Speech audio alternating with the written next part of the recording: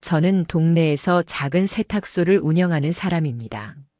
하루의 대부분을 세탁기와 다리미 옆에서 보내고 손님들의 옷에 남은 작은 자국들을 눈여겨보는 일이 제 일이자 습관입니다. 사람들 옷의 주름과 바느질 자국을 통해 그 사람의 생활이 조금은 들여다 보인다고 믿는 사람입니다. 그러니까 제가 평생 쌓아온 관찰력은 일종의 감각이자 저를 지켜준 도구였어요. 어느 날 가게에서 일하다가 우연히 남편 옷의 세탁 태그 사진을 보고 묘한 불안이 스며들었습니다. 집에서 본 셔츠와 비슷하면서도 그 태그가 호텔 세탁 명단 속에 있는 것을 발견했을 때는 심장이 내려앉는 느낌이었어요. 메일로 도착한 세탁 명단에는 남편의 이름 옆에 객실 1803이라는 숫자가 찍혀 있었고 같은 접수 내역에 여성 블라우스와 원피스도 함께 올라와 있었습니다. 그 순간까지도 저는 설마라는 마음을 붙들고 싶었어요. 하지만 자료는 차분하게 사실을 보여주고 있었습니다. 며칠 뒤 같은 원단의 향이 묻어있는 원피스를 손님이 맡기러 왔습니다. 비닐을 열자 익숙한 향이 코끝에 번졌고 라벨 안쪽에 수선 자국이 보였어요. 그 자수는 제가 예전에 남편 자켓의 안감을 임시로 꿰맸을 때 사용한 실과 닮아 있었습니다. 실색과 매듭 방향, 바늘이 지나간 규칙까지 제 손이 기억하는 방식과 일치했어요. 그 순간 제 안에서 퍼즐 조각들이 맞춰졌습니다. 제 바늘 자국이 다른 사람 옷 안감에 남아있다는 사실은 우연으로 설명하기 어려운 단서였습니다. 두려움과 분노가 교차했지만 저는 곧장 감정에 따라 행동하지 않기로 결심했습니다. 대신 작은 증거들을 체계적으로 모으기 시작했어요. 원피스 라벨 뒷면에 식별용 포스트잇을 붙여두고 작업실의 조명 아래서 태그와 스티치 디테일을 고해상도로 촬영했습니다. 사진을 찍는 동안 저는 제 손이 떨리는 것을 느꼈지만 그 떨림은 증거를 남겨야 한다는 냉정함으로 바뀌었습니다. 이건 단순한 불쾌감이 아니라 제 삶을 흔드는 사건을 문서로 만들어야 한다는 결심이었어요. 가게에서 주운 작은 영수증 하나도 제게는 중요한 조각이 되었습니다. 예전에 누군가 급히 나가면서 떨어뜨린 영수증을 챙겨두었는데 그 안에는 호텔 라운지 결제 내역과 시간이 찍혀 있었습니다. 영수증의 시간과 남편이 보낸 메시지 시간의 차이, 그리고 그 영수증의 발행처가 호텔 라운지라는 점은 제가 의심을 더 확신으로 바꾸는데 중요한 역할을 했습니다. 우연이라 하기엔 겹치는 점이 너무 많았습니다. 그래서 저는 더 이상 감정에만 의존하지 않기로 했습니다. 집에서의 관찰은 계속되었고 옷장 속 셔츠의 섬유구김, 옷걸이의 방향, 미세한 머리카락 한 올까지도 눈에 담았습니다. 집안의 작은 기호들, 옷의 배치나 자투리 메모의 필체, 모두 나중에 증거로 연결될 수 있는 단서가 될 수 있다는 걸 알고 있었기 때문입니다. 저는 감정을 증거로 바꿀 준비를 하고 있었습니다. 그날 밤 남편이 평소처럼 집에 들어왔습니다. 말 한마디 없이 TV를 켜고 무심하게 웃는 얼굴을 보고 있자니 그 웃음소리가 속에서 울렸습니다. 저는 말을 꺼내기보다 더 많은 것을 모으는 편이 낫다고 판단했습니다. 성급한 추궁은 증거를 무력화할 수 있으니까요. 저는 침묵을 택했고 그 침묵을 수집의 시간으로 전환했습니다. 이 시간 동안 저는 모든 가능성을 열어두고 작은 단서 하나도 놓치지 않으려 했습니다. 마지막으로 제 마음을 다잡았습니다. 이 일은 저 개인의 감정 싸움이 아니라 사실을 확인하는 과정이어야 한다고요. 그래서 저는 찍어둔 사진들을 정리하고 원피스의 수선 자국과 제 손의 바느질 방식이 일치한다는 확신을 담아 파일을 만들었습니다. 앞으로 어떤 말을 하든 감정이 아니라 문서와 이미지로 말할 수 있어야 한다고 생각했습니다. 그렇게 저는 첫 단계의 준비를 마쳤습니다. 다음 날 아침 평소보다 일찍 가게 문을 열었습니다. 셔터를 올리자 차가운 새벽 공기가 한동안 가게 안을 스쳤고 저는 손에 든 키로 카운터를 닦으며 머릿속에서 같은 문장을 되풀이했습니다. 호텔 1803 남편 여성 블라우스. 감정이 앞서면 망가진다. 저는 스스로에게 계속 다독였어요. 하지만 손은 떨렸고 가슴 한켠은 굳어 있었습니다. 그 떨림을 증거로 바꿔야 한다는 생각만이 제 머리를 채웠습니다. 저는 오늘 하루 단서 하나도 놓치지 않겠다고 마음먹고 일과를 시작했습니다. 가게 일을 시작한 뒤 곧장 호텔 수거 담당 기사에게 전화를 걸었습니다. 평소 거래가 있으니 자연스럽게 대화를 시작했죠. 저는 아무렇지 않은 톤으로 물었습니다. 지난주 금요일 1803호에서 온 세탁물 기억나세요? 잠깐의 침묵 뒤에 그는 기억을 더듬듯 말했습니다. 그 방 물량이 좀 많았어요. 남자 셔츠 몇 장, 여성 원피스 하나, 블라우스 2장 있었고 비닐에 향이 진하게 배어 있었어요. 저는 표정을 바꾸지 않으려 애쓰며 추가로 부탁했습니다. 혹시 그날 수거 사진 같은 거 있으면 보내주실 수 있나요? 내부 물류 확인하려고요.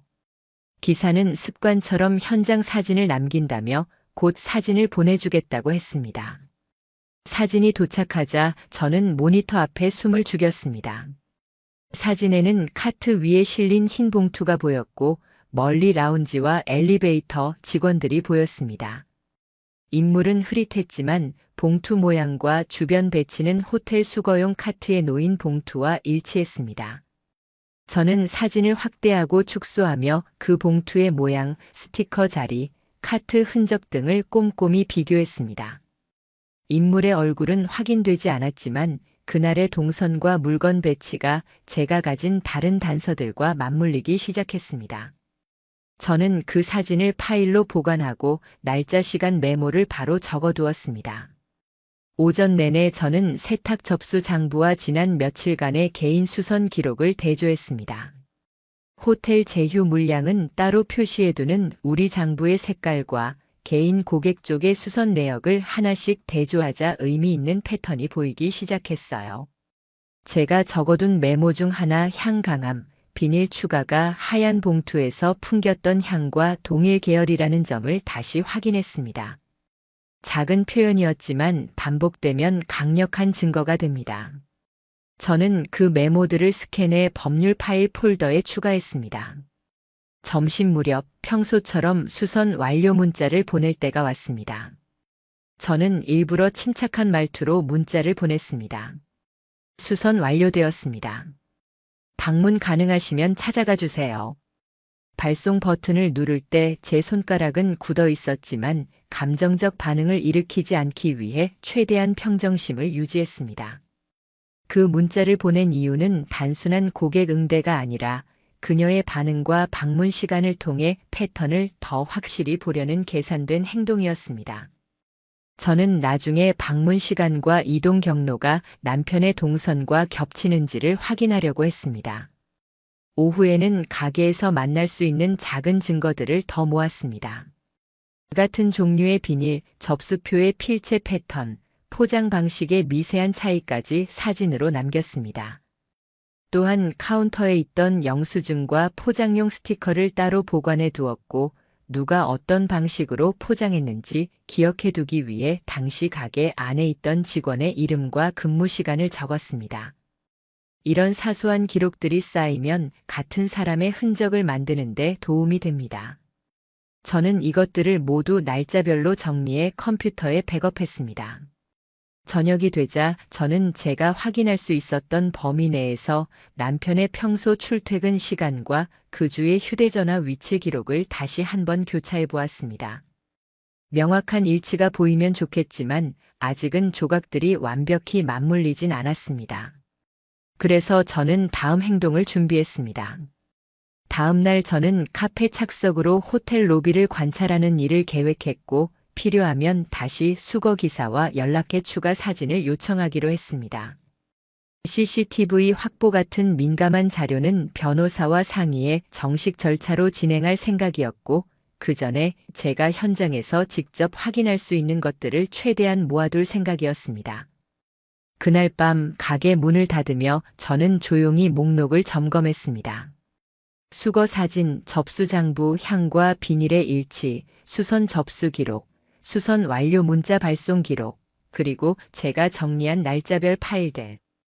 이 항목들이 모여 하나의 흐름을 만들 때 우연이라는 변명이 줄어들 것이라고 저는 믿었습니다. 저는 이 흐름을 끊지 않기 위해 다음 날의 관찰 포인트와 필요한 질문 리스트를 메모장에 적어 침대 옆에 놓아두었습니다. 그 메모는 단순한 분노의 기록이 아니라 앞으로 법적 절차에서 말할 근거를 쌓기 위한 계획이었습니다. 그 주 주말, 저는 일부러 세탁소 문을 평소보다 일찍 닫았습니다. 손님들이 별로 없다는 핑계였지만 진짜 이유는 가방 안에 든 파일과 메모 때문이었어요. 지난 며칠 모아둔 사진들, 영수증, 스캔한 장부 복사본이 조심스럽게 정리되어 있었고 제 손에는 작은 메모장이 단단히 쥐어져 있었습니다. 저는 오늘 호텔을 직접 가서 제 가설이 맞는지 하나씩 확인해 보기로 마음먹었어요. 운전하면서도 머릿속엔 숫자들이 맴돌았어요. 17시 15분, 18시 42분, 1803호. 시간표처럼 박혀있던 그 숫자들이 오늘의 움직임을 지휘하는 지휘봉 같았습니다. 저는 호텔에 도착해 로비를 천천히 걸었습니다. 겉으로는 평범한 투숙객처럼 보이려 애썼어요.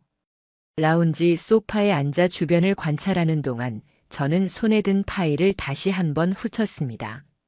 라운지 영수증과 하우스키핑 로그, 수거 사진과 세탁 접수 장부의 시간들이 자연스럽게 맞물리는지 확인하려는 목적이었어요. 라운지에는 손님들이 조용히 얘기하고 있었고 직원들은 일상 업무를 수행하고 있었습니다. 저는 테이블 위에 놓인 영수증을 슬쩍 확인하는 척하며 주변을 살폈고 라운지 바깥으로 오가는 직원들의 동선을 눈여겨봤습니다. 제가 눈여겨본 건 하우스키핑과 라운지의 시간 간격이었어요.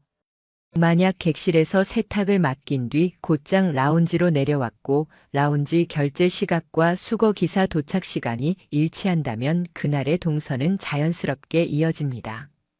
저는 메모장에 라운지, 수거, 하우스키핑 순으로 연결되는지 적어두었습니다. 잠깐의 관찰 끝에 저는 하우스키핑 카운터 근처를 지나가는 직원에게 조심스럽게 말을 걸었습니다. 혹시 지난주 금요일 1803호 세탁물 수거 기록 확인할 수 있을까요? 저는 표정과 말투를 가볍게 유지했어요. 직원은 당황한 기색 없이 컴퓨터를 뒤져 담당자의 기록을 보여주었습니다. 그 기록엔 담당 이니셜과 수거 시각이 적혀 있었고 제가 가진 세탁 접수 장부의 시간과 일치했습니다. 저는 숨을 들이켰습니다. 이 작은 일치가 제게 더 큰 확신을 줬습니다. 다음으로 저는 하우스키핑의 멤버십 스티커와 라운지 영수증을 대조해 보았습니다. 라운지 영수증의 테이블 번호, 결제 시간, 사용된 카드 종류 등 세부 정보가 제 파일 속 영수증과 맞물리자 저는 점점 더 냉정해졌습니다. 모든 게 단순한 우연으로 보기에는 복잡하게 얽혀 있었습니다. 저는 휴대폰에 있던 사진들을 다시 열어 비교했고 그 자리에서 사진 몇 장을 촬영해 제 파일에 추가했습니다. 증거는 숫자와 이미지로 남겨야 했습니다. 호텔에서 돌아오는 길, 저는 가게에 들러 추가로 확보한 자료들을 정리했습니다. 수선 기록 카드 사본을 프린트해 바탕화면 폴더에 넣었고 영수증 뒷면의 서명과 남편의 메모에서 발견한 필체를 나란히 놓아 비교했습니다. 회계 시작과 끝, 글자의 기울기까지 세심히 살펴보았는데 닮은 점들이 눈에 보였습니다. 저는 잠시 숨이 멎는 것 같은 기분을 느꼈지만 곧 다시 자리로 돌아가 엑셀 파일을 열어 모든 항목을 시간순으로 정리했습니다. 감정은 칸에 넣고 사실만 채워 넣는 작업이었어요. 그날 오후 윤민지라는 이름의 고객이 가게에 왔습니다.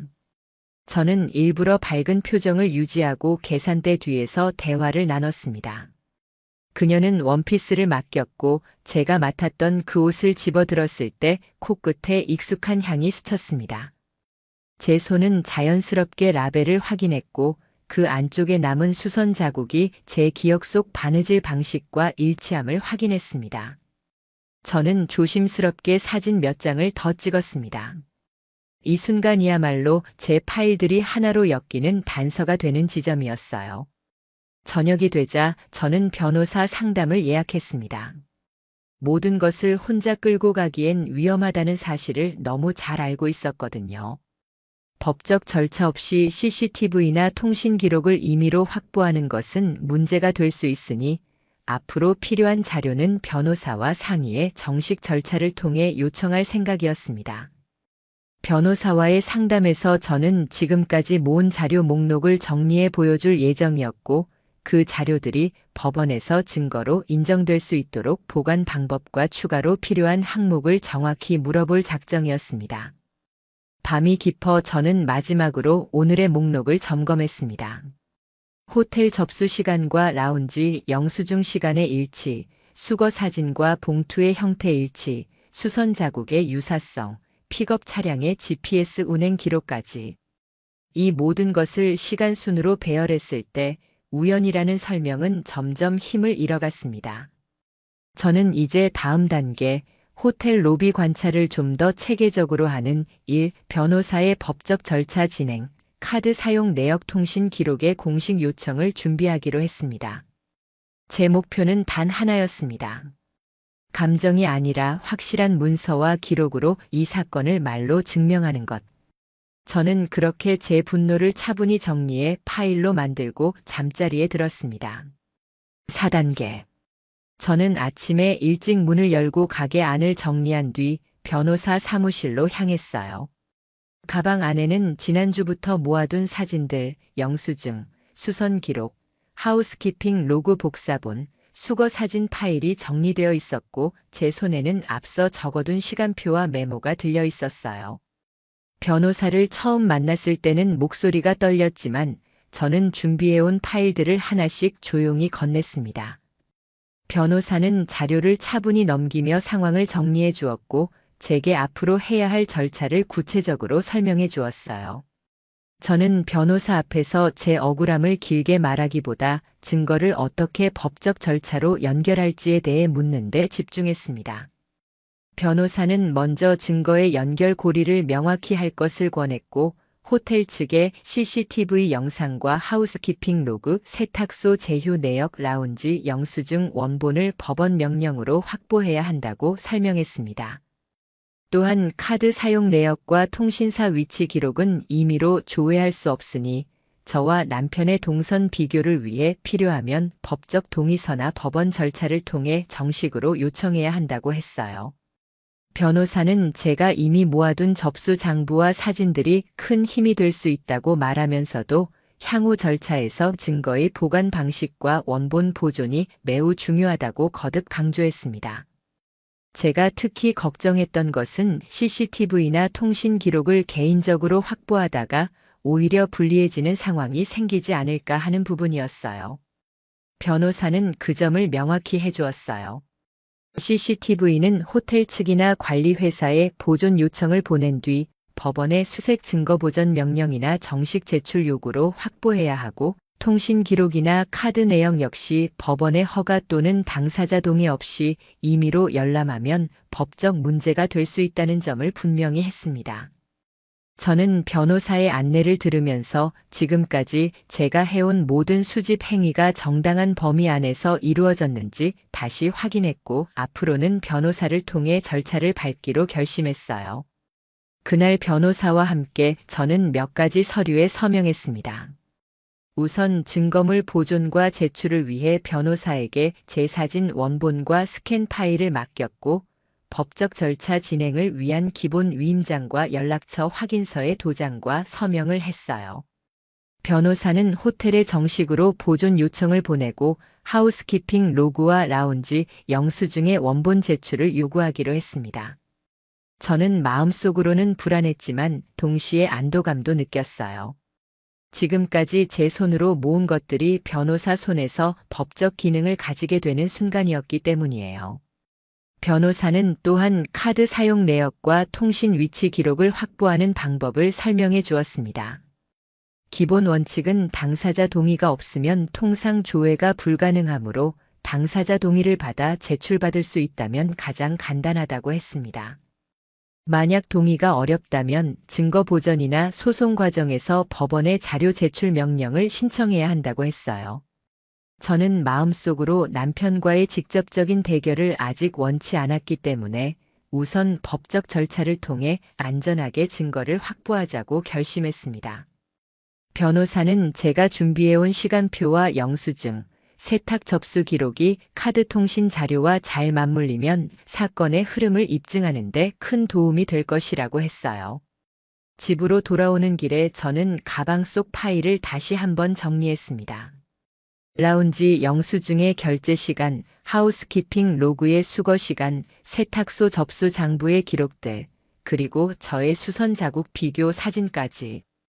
이 모든 항목을 법적 문서로 제출할 때에는 원본과 복사본의 구분, 촬영 원본의 메타데이터 보존, 파일의 백업 위치 표기 등 작은 절차 하나하나가 중요하다는 걸 변호사에게 배웠습니다. 저는 집에 도착하자마자 노트북을 켜서 원본 파일을 안전한 외장하드와 클라우드에 각각 백업했고 각 파일마다 언제 어디서 찍었는지 메모를 붙여 보관했습니다. 이는 나중에 증거의 신빙성을 지키는 데 필요한 일이었어요. 며칠 뒤 변호사는 호텔 측에 보존 요청과 함께 공식 문서를 발송했다고 알려왔습니다.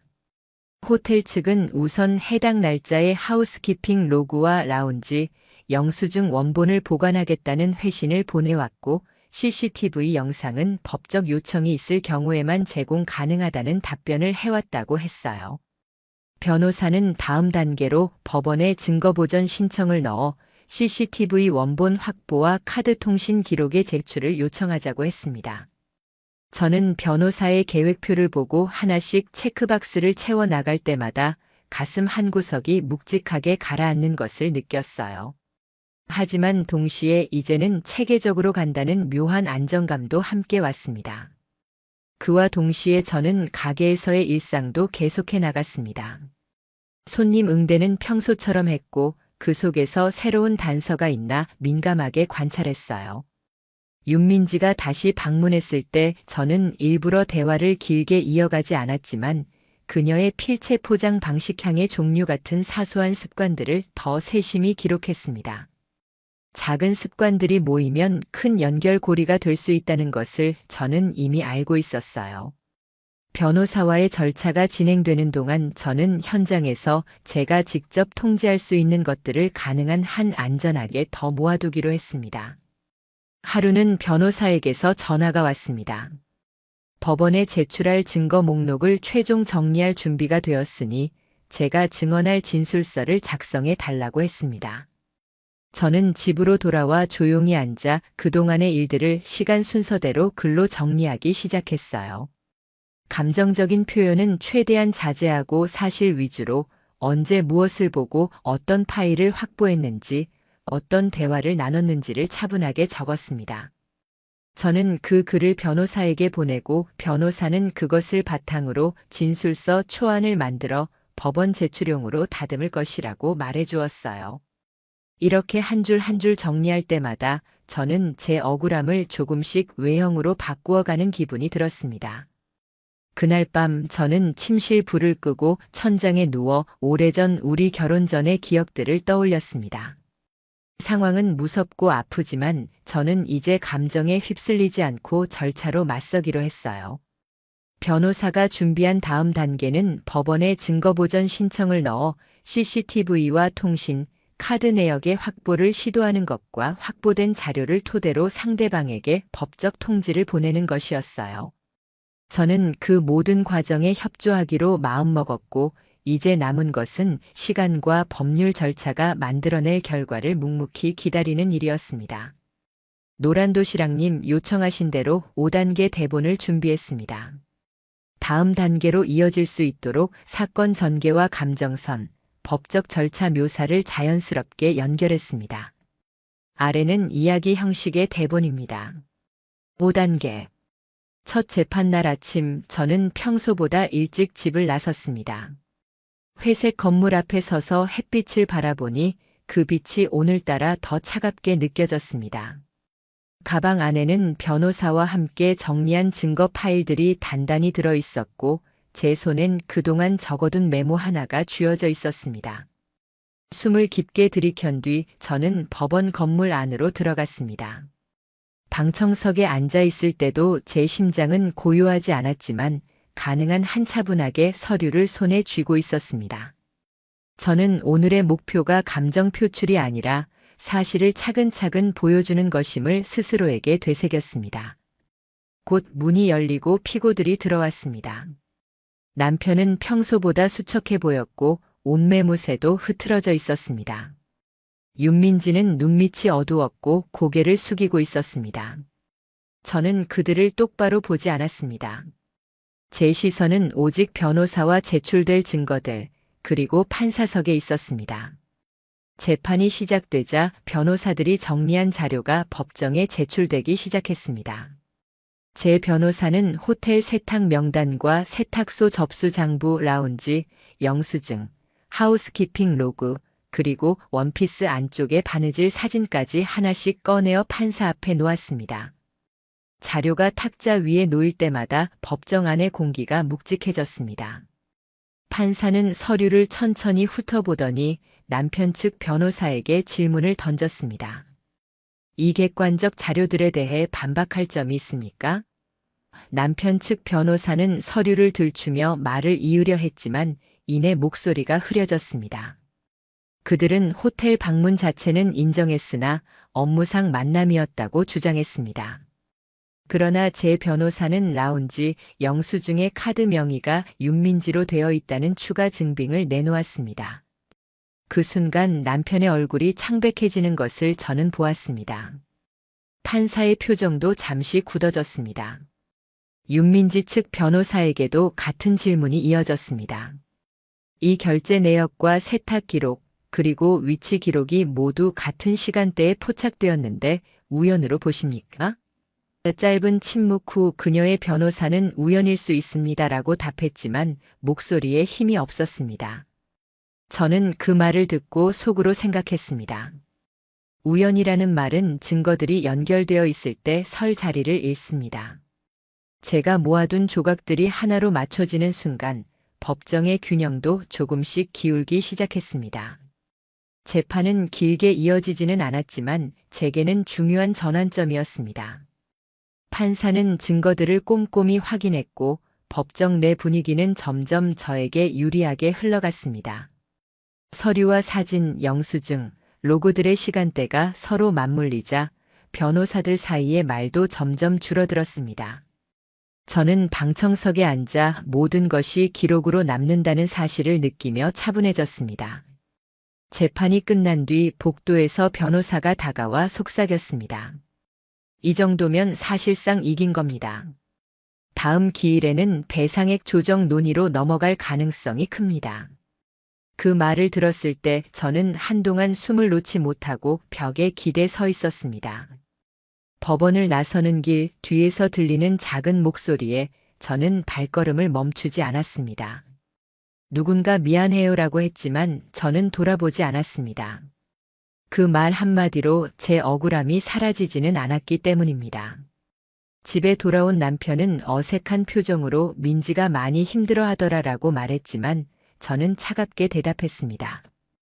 그날 저녁 저는 집안에 불을 끄고 텅 빈 공간을 바라보며 이 싸움이 단지 개인의 감정 탈환을 넘어선 일임을 다시 한번 깨달았습니다. 제 목적은 명확했습니다. 책임을 묻고 그로 인해 제 삶이 받아야 했던 피해를 문서로 확인받는 일.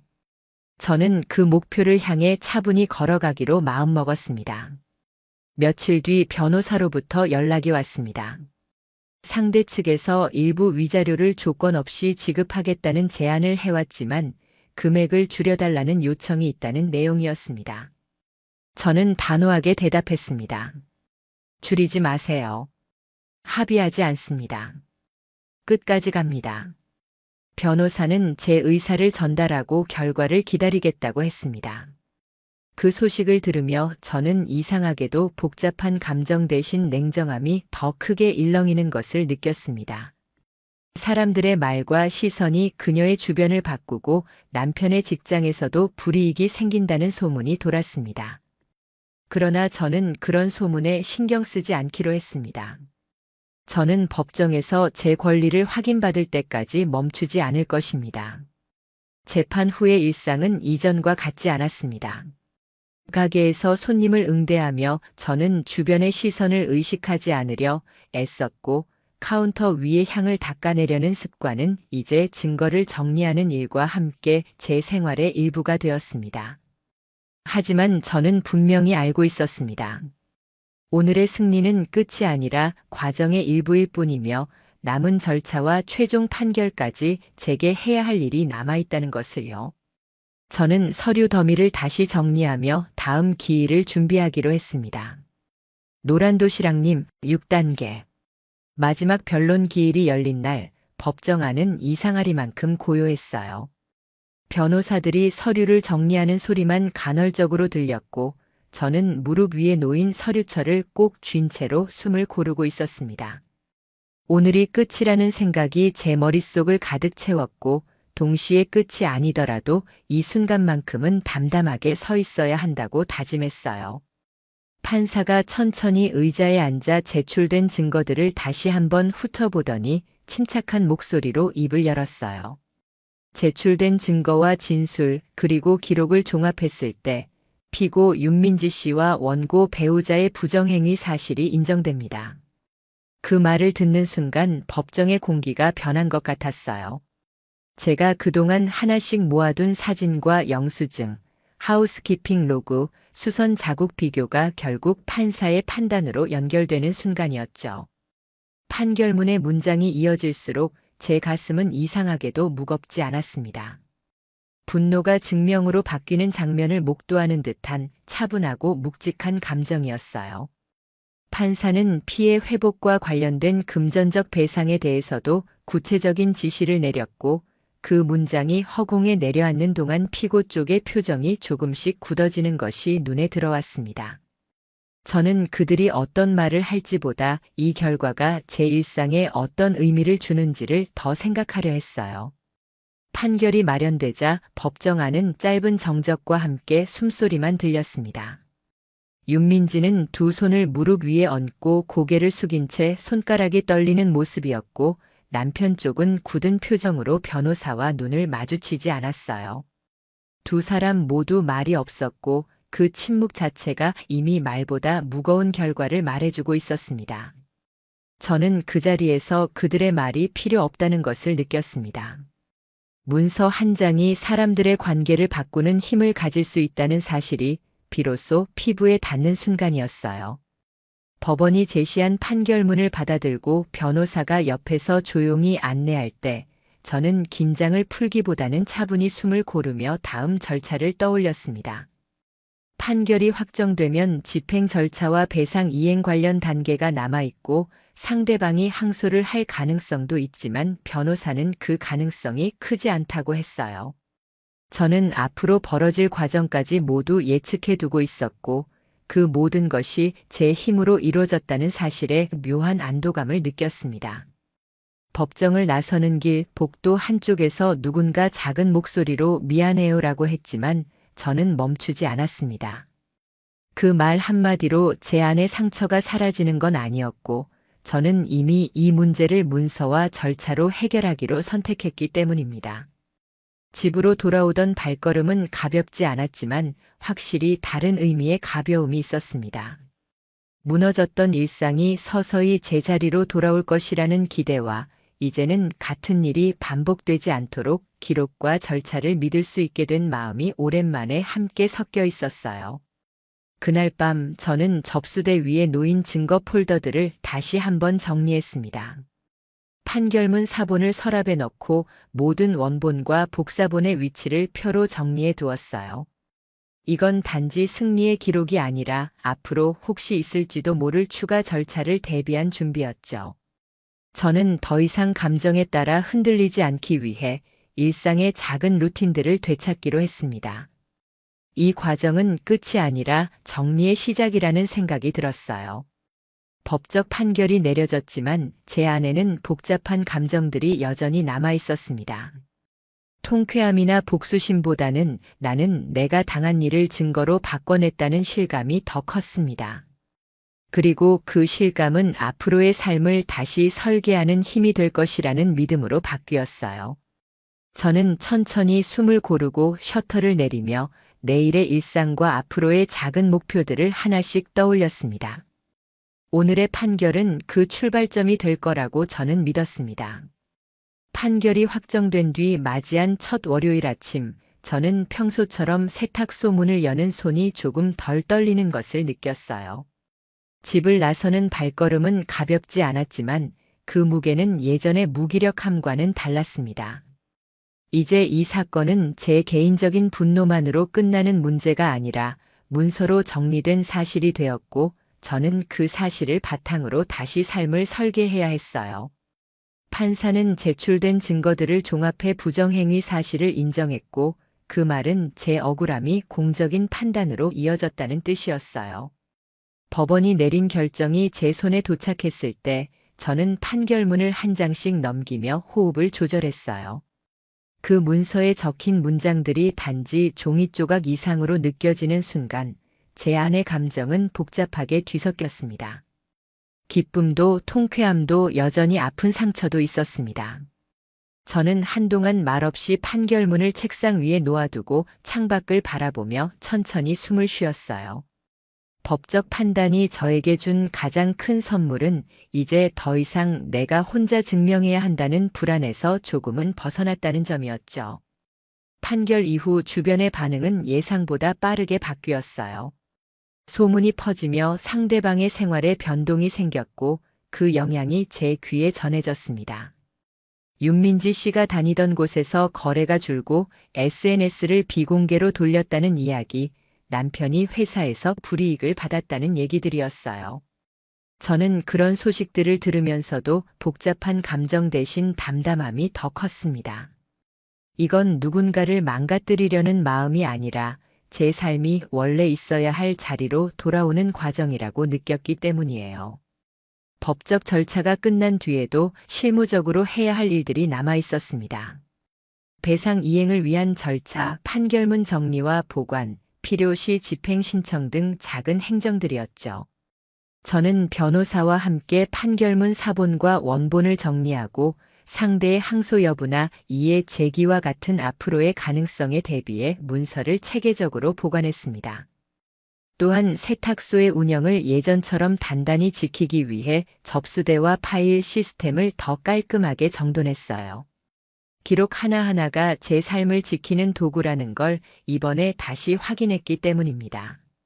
사람들의 시선이 완전히 사라지진 않았지만 저는 천천히 일상으로 돌아가는 법을 배워갔습니다. 아침에 손님 맞을 때 웃음을 연습했고 포장할 때는 더 정성스럽게 옷을 다뤘어요.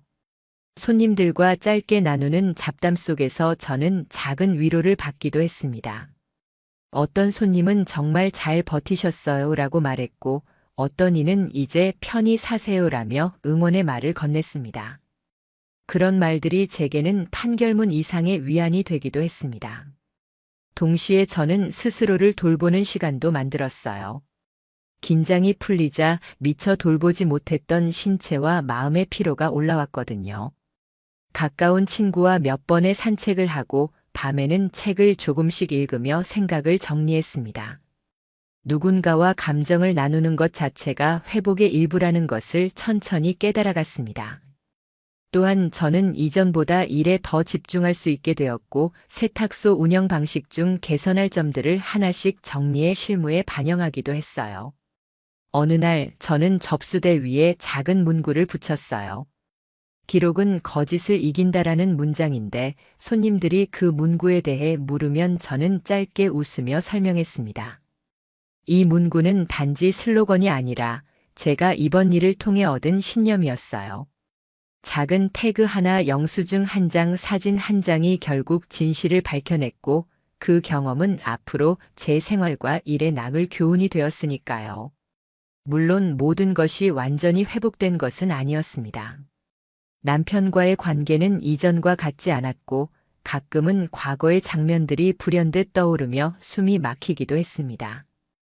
그럴 때 저는 문서와 절차로 증명해낸 사실들을 다시 들여다보며 왜 이 길을 걸었는지를 상기했습니다.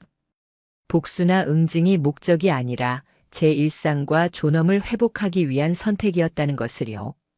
시간이 지나며 상처는 점점 얇아졌고 그 자리에 차분한 결심과 현실적인 계획이 남았습니다. 마지막으로 저는 판결을 통해 얻은 안정감을 바탕으로 앞으로의 계획을 세웠습니다. 세탁소를 더 안전하게 운영하기 위한 고객 관리 시스템을 정비하고 만약 비슷한 일이 다른 누군가에게 일어난다면 기록의 중요성을 알리기 위해 작은 안내문을 준비하려고 했어요. 또한 법적 문서 보관과 증거 수집에 대한 체계적인 체크리스트를 만들어 저 자신뿐 아니라 주변 업계 사람들과도 공유할 생각을 했습니다. 이번 경험은 고통스러웠지만 그로 인해 저는 조금 더 강해졌고 그 힘을 일상에 쓸 준비가 되어 있었습니다. 밤이 되면 저는 가게 불을 끄고 의자에 앉아 잠시 전체를 둘러봅니다. 포장재와 다리미 접수 카드들 사이에서 저는 조용히 숨을 고르고 다시 내일의 일을 떠올립니다. 이 모든 과정이 끝났다고 말하긴 어렵지만 저는 이제 혼자가 아니라 문서와 절차 그리고 저 자신이 함께 서 있다는 사실을 알고 있어요. 그 사실이 제게는 충분한 위안이자 앞으로 나아갈 힘이 됩니다.